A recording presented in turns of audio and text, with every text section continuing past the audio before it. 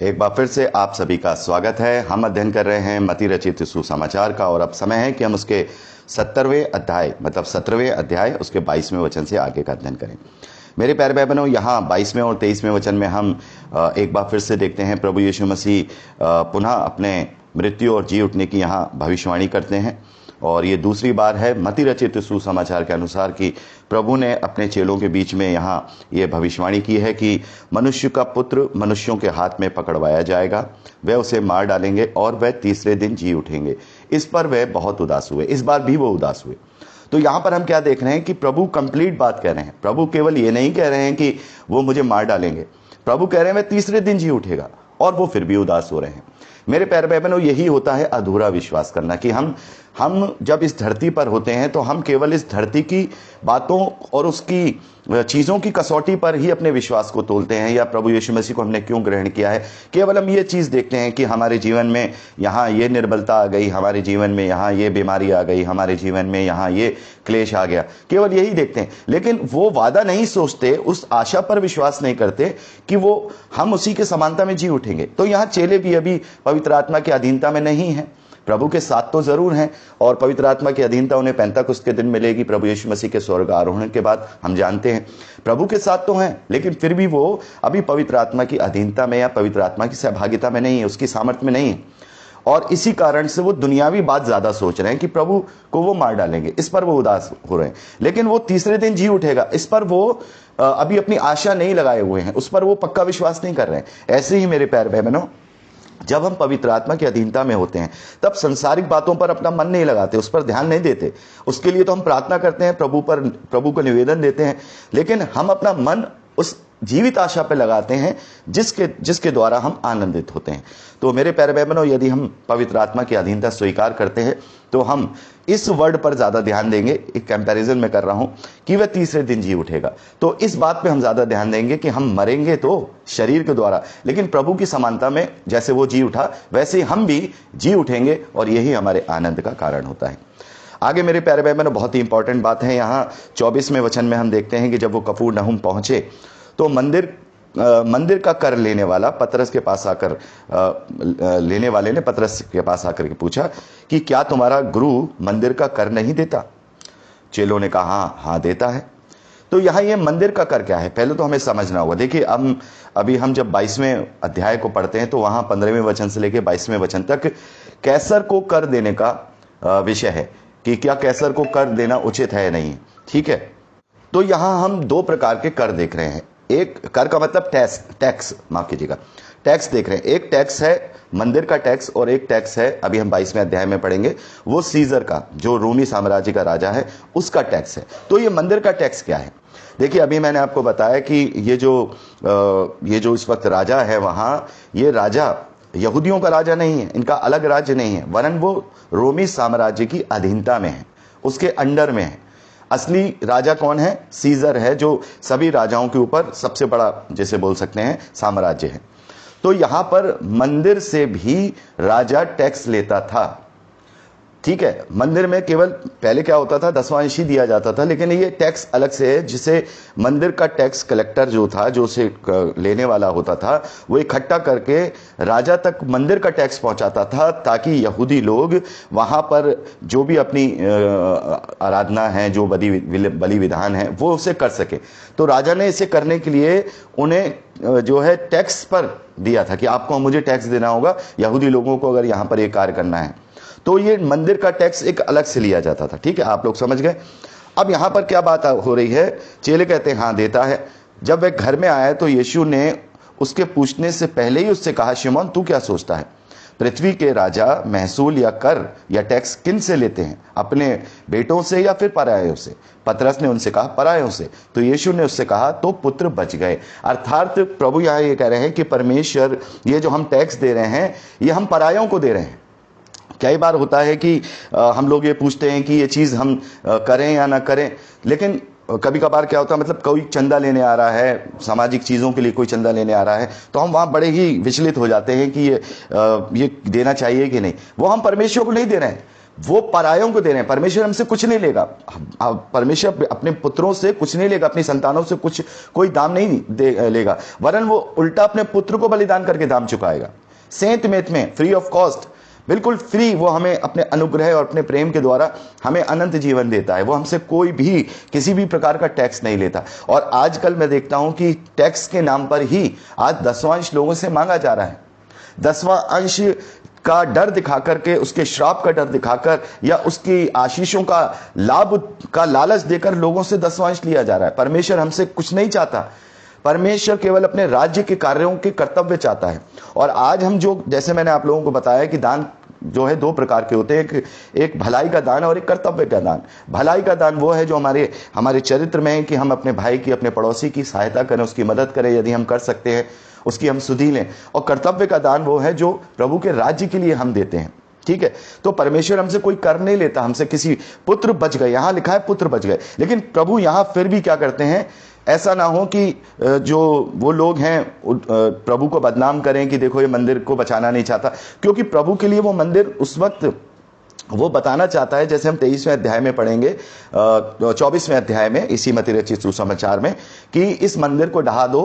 प्रभु ने कहा ना, इस मंदिर को ढहा दो, मैं इसे तीसरे दिन जो है खड़ा कर दूंगा, वो अपने विषय में कहता है। और 24वें वचन में प्रभु कहता है कि इसे क्या देखते हो, इसका ये मंदिर ढा दिया जाएगा, इसका एक पत्थर पे पत्थर बाकी नहीं रहेगा। तो ये जो कर देने वाला मंदिर है अब ये नहीं रहेगा। पुत्रों से अर्थात संतानों से किसी भी प्रकार का आराधना स्तुति करने के लिए या कुछ करने के लिए कोई टैक्स की जरूरत नहीं होगी किसी को देने की। कोई राजा तुमसे नहीं लेगा, और अगर लेगा भी तो वो पराया ले रहा है, परमेश्वर नहीं ले रहा है। तो उसको देकर के प्रभु ने इस बात को भी प्रमाणित किया कि कभी तुम्हें ऐसा करना पड़ जाता है अपने जीवन में तो ये सोचकर मत देना कि परमेश्वर ने हमसे कुछ लिया है या कि हमें परमेश्वर की आराधना के लिए हमें किसी को पैसा देना पड़ रहा है, वरन ये सोच के देना कि वो पराया है, धरती के राजा पराये हैं, लेकिन हमारा परमेश्वर के हम संतान है, वो हमसे जो है नहीं लेगा। तो यहां पर हम देखते हैं कि आगे लिखा है, तो भी इसलिए कि हम उन्हें ठोकर ना खिलाएं। कहीं ऐसा ना हो कि वो प्रभु के विषय में लोगों को बदनाम करें कि भाई वो टैक्स नहीं देता, वो ये नहीं करता। तो भी प्रभु ने क्या किया कि ठीक है, इस समय जब तक ये मंदिर खड़ा है तुम इस चीज को करो। और प्रभु ने अद्भुत रीति से यहां पर हम देखते हैं कि तू झील के किनारे जाकर बंसी डाल और जो मछली पहले निकले उससे ले, और उसका मुंह खोलने पर तुझे जो एक सिक्का मिलेगा उसी को ले जाकर मेरे और अपने बदले उन्हें दे देना। तो यहां पर हम देखते हैं कि प्रभु ने किसी की जेब से सिक्का नहीं निकलवाया। देखिए सबसे बड़ी बात यह है कि वहां पर बहुत सारे चेले प्रभु के ऐसे भी थे जो है अपने पास जो है भेंट वगैरह के जो पैसे वगैरह होते थे वो रखते थे। खासतौर पे जो यहूदा इस्करियोती था और रुपए की थैली वो अपने पास ही रखता था। प्रभु ने वहां किसी से नहीं निकाला, यानी कि प्रभु ने भेंट में से नहीं दिया। बड़े ध्यान से हमें इस बात को समझना होगा कि प्रभु ने किसी की भेंट में से उसको कर नहीं दिया, वरन उसने वो सिक्का जो किसी और का होगा, कभी गिरा होगा या उस राजा का होगा, वो जो है मछली के द्वारा उसने वहां पर देकर के ये बताया है कि ये तुम अपने संसारिक जो तुम्हारे कार्य हैं, यानी कि जो तुम कमा रहे हो, जो तुम मेहनत कर रहे हो, अगर कोई सरकार तुम पे टैक्स लगाती है तो वो तुम्हें टैक्स देना है, क्योंकि वो पराये लोग हैं, वो तुम्हारे संसारिक जीवन की जीविका है। लेकिन तुम्हें, चूंकि तुम मेरी भेंट हो, अभी हम देखिए 22वें अध्याय को जब पढ़ेंगे तो वहां कैसर के विषय में लिखा है। प्रभु कहते हैं जो कैसर का है वो कैसर को दो, जो परमेश्वर का है वो परमेश्वर को दो। अर्थात हम जो स्वयं की भेंट हैं, जो हम परमेश्वर की हैं, वो हम किसी को नहीं दे सकते। वो केवल हम परमेश्वर को ही अपनी जीवित, पवित्र और परमेश्वर को भावता हुआ बलिदान करके ही चढ़ा सकते हैं। ठीक है, तो यहां पर प्रभु ने दोनों बातें क्लियर कर दी हैं कि आगे चलकर जब तुम संतान होने का अधिकार प्राप्त करोगे मेरे बलिदान के द्वारा, तो फिर तुम्हें किसी भी प्रकार का कोई टैक्स वगैरह देने की जरूरत नहीं होगी, क्योंकि अब ये मंदिर भी नहीं रहेगा। और तो जो हम स्वयं ही परमेश्वर का मंदिर बन जाएंगे और प्रभु यीशु मसीह वो अति पवित्र स्थान का मंदिर होगा जो मुर्दों में से तीसरे दिन जी उठेगा। ठीक है मेरे प्यारे भाई बहनों, तो यहाँ पर हमने 17वें अध्याय का अध्ययन यहाँ कंप्लीट कर लिया है और अब हम 18वें अध्याय से आगे का अध्ययन करेंगे। और यहाँ पर हम देखते हैं कि यहाँ पर 18वें अध्याय उसके पहले वचन में, उस घड़ी चेले यीशु के पास आकर पूछने लगे, स्वर्ग के राज में बड़ा कौन है? इस पर प्रभु यीशु मसीह उन्हें एक बालक को अपने पास बुलाकर उनके बीच में खड़ा करते हैं और कहते हैं कि मैं तुमसे सच कहता हूं कि जब तक तुम ना फिरो और बालकों के समान ना बनो, तुम स्वर्ग के राज में प्रवेश नहीं कर पाओगे। जो कोई अपने आप को इस बालक के समान छोटा करेगा वह स्वर्ग के राज में बड़ा होगा। और जो छोटा करेगा वह स्वर्ग के राज्य में बड़ा होगा। और जो कोई मेरे नाम से एक ऐसे बालक को ग्रहण करता है तो वो मुझे ग्रहण करता है। तो यहां पर प्रभु यीशु मसीह यहां कह रहे हैं कि जब तक तुम अपने आप को बालकों के समान नहीं बना दोगे। मेरे प्यारे भाई बहनों, बालकों के कुछ गुण होते हैं, वो गुण हम में अगर हैं तो हम वो इनोसेंट और मासूम बनते हैं, जो सही मायने में नई सृष्टि का एक विश्वासी होता है। जैसे यहां लिखा है ना, इस बालकों के समान छोटा, तो छोटा करने का मतलब ये नहीं कि अपने आप को छोटा, यहां हम्बल यानी कि अपने आप को शून्य कर देगा। बालकों में क्या होता है, बालक क्या होते हैं, बालक बिल्कुल दिल के साफ होते हैं। आज सुबह लड़ेंगे और शाम को फिर एक दूसरे के साथ खेलने लग जाएंगे। बालक जो हैं अपने माता पिता के अधीनता में रहते हैं। माता पिता उन्हें कितना भी डांट दें, लेकिन जो छोटे बालक होते हैं वो कभी अपने माता पिता का साथ नहीं छोड़ते हैं और वो उनकी बातों को सुनते हैं। छोटे बालक जो होते हैं वो पूरी तरह से अपने माता पिता के अधीन होते हैं, ठीक है, और वो कभी उनका हाथ नहीं छोड़ते हैं, वो उनके पास रहते हैं। तो छोटे बालक होने का मतलब एक मन साफ होना, पूरी परमेश्वर की अधीनता को स्वीकार करना, परमेश्वर के साथ साथ चलना, परमेश्वर की आज्ञाओं को मानना, परमेश्वर यदि डांटे भी तो उस बात से क्या होना, परमेश्वर से एक पिता वाले भय को रखना। देखिए, जो बच्चे होते हैं वो अपने माता पिता से डरते हैं, लेकिन वो दास वाला डर नहीं होता, वो एक पिता वाला, एक माता वाला डर होता है। डरते भी हैं लेकिन अपनी क्या करते हैं, अपनी बात को भी अपने माता पिता के सामने अपनी जिद को भी रखते हैं, और मांगते भी हैं तो अपने माता पिता से ही मांगते हैं। तो एक प्रेम वाला उनके अंदर भय होता है। ऐसे ही हम जब प्रभु में विश्वासी हैं तो हमारा भी रिश्ता अपने पिता से एक पिता और संतान का है, तो हम उससे भय इस बात का नहीं रखते हैं जैसे कि दास, क्योंकि प्रभु ने कहा मैं तुम्हें दास नहीं वरन मैं तुम्हें मित्र कहूंगा, तो अब से तुम मेरे दास नहीं। तो हम जो हैं प्रभु के संगी वारिस हैं और प्रभु के द्वारा ही पिता के साथ अपने संबंध को स्थापित करके संतान होने का अधिकार प्राप्त करते हैं। तो वो जो भय होता है वो एक संतान वाला भय होता है, उसमें एक रिस्पेक्ट होती है, उसमें एक प्रेम होता है।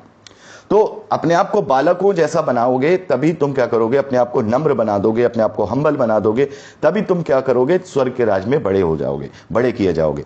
और जो कोई मेरे नाम से एक ऐसे बालक को ग्रहण करता है, यहां पर भी लोग क्या सोचते हैं कि शायद प्रभु यीशु मसीह यहां एडॉप्शन के विषय में बात कर रहे हैं कि किसी को एडॉप्ट करेगा। एडॉप्ट करने के विषय में बात नहीं कर रहे हैं। हाँ, एडॉप्ट अगर हम कर सकते हैं, इसमें कोई दिक्कत नहीं है, किसी एक आत्मा को हम बचाते हैं उसमें।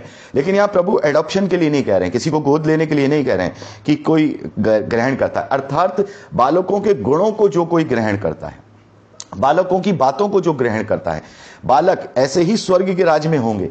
मेरे प्यारे भाई बहनों, बालक का मतलब बिल्कुल इनोसेंट, उसके मन के अंदर कोई भी जो है कपट नहीं है, उसके मन में कोई भी, बालकों को किसी बात की चिंता नहीं रहती है कि हम क्या खाएंगे, हम क्या पिएंगे। उन्हें मालूम हम घर जाएंगे तो मम्मी हमें खाना बना चुकी होंगी, खाना देंगी। ऐसे ही हमें भी अपना सब कुछ, अपनी निर्भरता अपने पिता परमेश्वर पर, प्रभु यीशु मसीह पर रखनी है, बालकों के समान शुद्ध हृदय के साथ, बिना किसी कपट के, बिना किसी लालच के, बिना किसी गंदी योजनाओं के हमें बनना है, तभी हम स्वर्ग के राज में बड़े हो पाएंगे। और यही एक बालक के गुणों को अपने अंदर ग्रहण करना है।